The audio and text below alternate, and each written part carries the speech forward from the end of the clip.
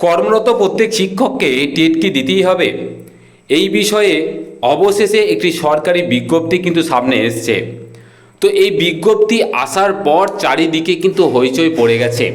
আমরা জানি যে সম্মানীয় সুপ্রিম কোর্টের তরফ থেকে সমস্ত কর্মরত শিক্ষক যারা প্রাথমিক থেকে উচ্চ প্রাথমিকে কর্মরত এবং যারা টেট কোয়ালিফাই করেননি এবং যাদের চাকরির মেয়াদ 5 বছরের থেকে বেশি আছে তাদের টেট পাস বাধ্যতামূলক করা হয়েছে এবং তারপর বিভিন্ন রিভিউ রিট এবং এমএ কিন্তু ফাইল করা হয়, কিন্তু তাতেও সমস্যার সমাধান কিন্তু কিছু পাওয়া যায়নি। অতিরিক্ত একটু সময় শুধু পাওয়া গেছে এবং যে সময়টা শেষ হচ্ছে 2028-এর 31শে আগস্ট। এই সময়ের মধ্যে সমস্ত কর্মরত শিক্ষক শিক্ষিকা যারা প্রাথমিক এবং উচ্চ প্রাথমিকে কর্মরত আছেন তাদেরকে টেট পাস করতে হবে যারা টেট পাস করেননি। তো এই বিষয়টি দীর্ঘদিন ধরে চলছে। তার মধ্যে আমরা দেখেছি যে বিভিন্ন রাজ্য সরকার তারা নিজেদের মতো করে কিন্তু টেট পরীক্ষার আয়োজন করেছে এবং তাদের রেজাল্টও পাবলিশ হয়েছে, যদিও সেখানেও দু একটা জটিলতা কিন্তু তৈরি হয়েছে। কিন্তু পশ্চিমবঙ্গের যে পূর্বতন সরকার এবং যে বর্তমান সরকার তাদের কি অবস্থান এই বিষয়ে সেটা কিন্তু এখনো পর্যন্ত পরিষ্কার কিন্তু হয়নি। তো এর মধ্যেই এই রকম পরিস্থিতিতে অবশেষে একটি অফিসিয়াল বিজ্ঞপ্তি কিন্তু সামনে এসছে এবং যে বিজ্ঞপ্তিটি অবশ্যই কিন্তু ভীষণভাবে ইঙ্গিতবাহী।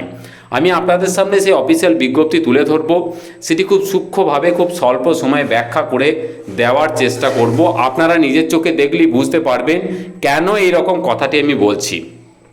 দেখুন, এটি হচ্ছে সেই অফিসিয়াল বিজ্ঞপ্তি যার মেমো নাম্বার ওপরে উল্লেখ করা আছে এবং তারিখ হচ্ছে 25শে আগস্ট 2026, যেটি জারি করেছে সিবিএসই তরফ থেকে, central board of secondary education.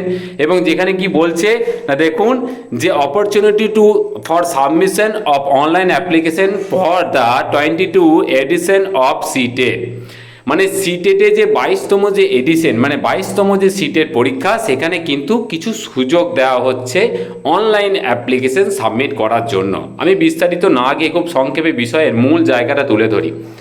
আমরা জানি যে কেন্দ্র সরকার প্রত্যেক বছর দুবার করে টেট পরীক্ষার আয়োজন করে থাকে। তো এই বছরও যে টেট পরীক্ষা ছিল তার ফর্ম ফিল আপ কিন্তু অলরেডি কমপ্লিট হয়ে গেছে এবং যেটি হচ্ছে 22তম টেট পরীক্ষা, যার ফর্ম ফিল আপের সময়সীমা ছিল 11/5/2026 থেকে 10/6/2026।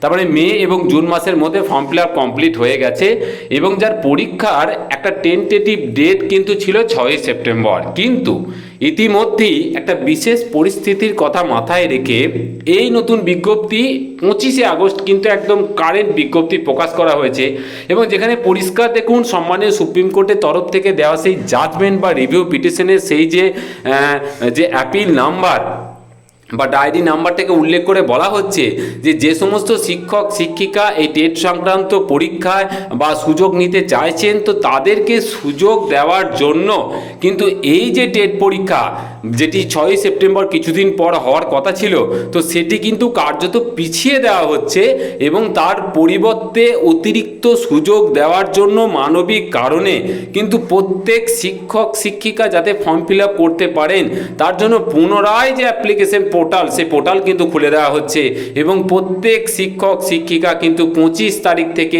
1 তারিখ, মানে 25/8/2026 থেকে 1/9/2026 পর্যন্ত সময়ের মধ্যে কিন্তু তারা ফর্ম ফিল আপ করতে পারবেন। তো এই হচ্ছে বিজ্ঞপ্তি এবং পরীক্ষা কবে হবে সেটি অবশ্যই চেঞ্জ হবে, কারণ 6 তারিখে পরীক্ষা হওয়ার একটা টেন্টেটিভ ডেট ছিল, সেটি চেঞ্জ হবে এবং সেটি কবে হবে সেটি বলা হচ্ছে পরে জানিয়ে দেওয়া হবে। তো দেখুন, এইটি বিজ্ঞপ্তি যেটি জারি করা হয়েছে সেটি সিবিএসইর তরফ থেকে জারি করা হয়েছে।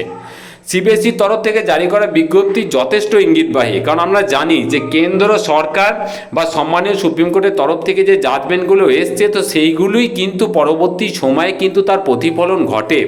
তো যেহেতু একটা নতুন করে সময় বর্ধিত করা হয়েছে, তাই প্রত্যেক শিক্ষক শিক্ষিকা যারা পশ্চিমবঙ্গের এখনও পর্যন্ত ফিল আপ করেনি, আমি তাদেরকে হাত জোর করে অনুরোধ করব যে দয়া করে আপনারা এই সিটেটের ফর্মটা ফিল আপ করুন 25 থেকে 1 তারিখের মধ্যে এবং পরীক্ষাটায় বসুন।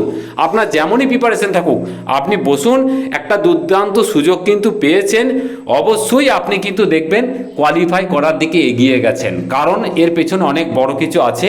কিন্তু আপনি বসুন, আপনি ফিল আপ করুন, কারণ প্রত্যেকের চাকরি রক্ষা, প্রত্যেকের স্বার্থ রক্ষার খবর পরিবেশন করা আমাদের দায়িত্ব। তো এই মোটামুটি ছিল একটি অফিসিয়াল আপডেট, যেটুকু আমি শেয়ার করলাম। আতঙ্কিত হবেন না, ফর্মটি ফিল আপ করুন, একটু অল্প করে প্রস্তুতি নিন এবং পরীক্ষাটাই দিন। অন্তত পক্ষে পরীক্ষাটা দিয়ে রাখুন, তাতে ক্ষতি কিন্তু কিছু হবে না। আপনারা কি মনে করেন? আপনাদের মূল্যবান মতামত অবশ্যই জানাবেন। খুব ভালো থাকবেন।